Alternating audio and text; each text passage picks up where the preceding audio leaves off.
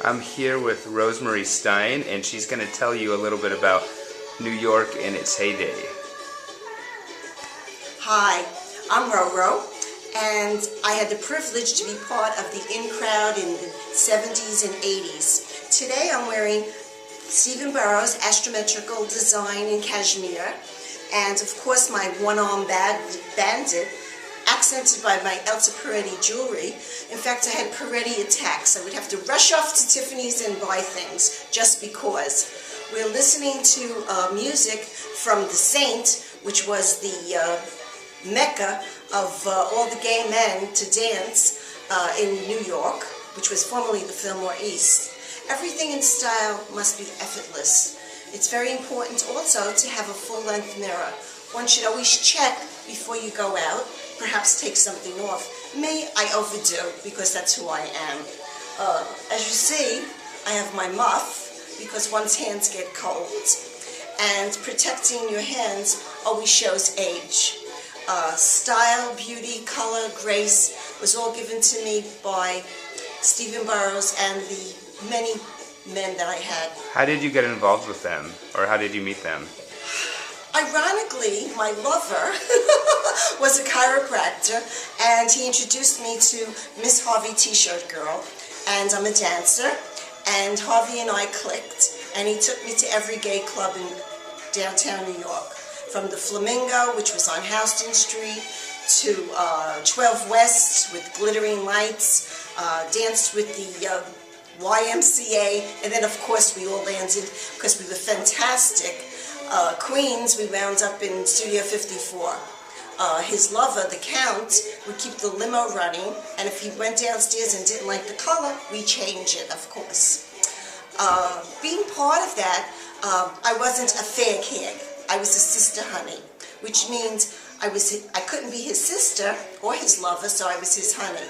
And why? Because I had enough common sense to realize when you're with that crowd, you never fall in love with a gay man, and I had my own. I also went to the Pines and danced until dawn. I had my own house there on the co-op. Eventually I met my husband, and I conceived my son on the beach.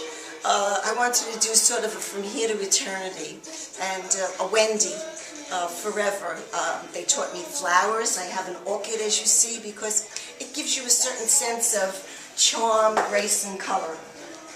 In regard to the attacks, you can see the lovely array of Elsa Peretti jewelry that I have here.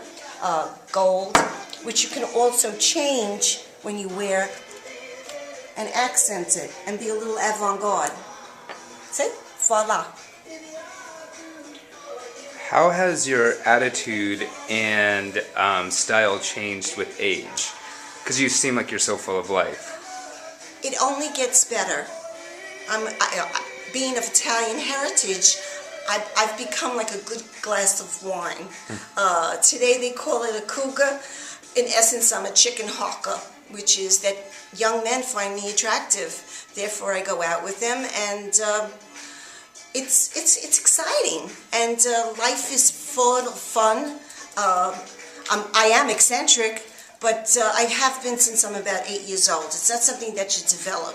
It's something that you're born with. It's like style. You can't go to FIT. My mother wanted a teacher. However, I wanted creation. And I got into the Garment Center in 1968. And I went in as a model, size 5. And I learned the business from top to bottom. I eventually became a buyer, textiles, and then I opened my own retail and wholesale operation. Today I live very comfortably. I'm very happy. I'm an independent woman. I have one son and a grandma.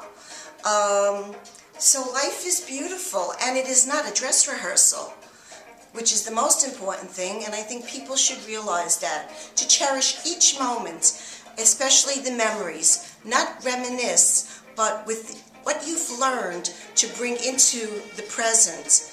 And what I see now is an imitation as opposed to the real thing.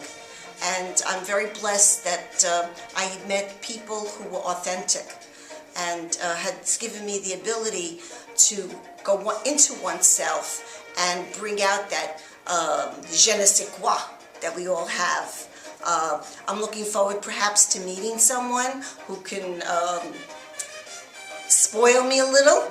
I've done zagats from A to Z, and have that limo again. Because as we speak, fashion changes and so does life. I'm very thankful that you came into my home today, and I look forward to seeing you again. Au revoir. Thank you. À tout à l'heure.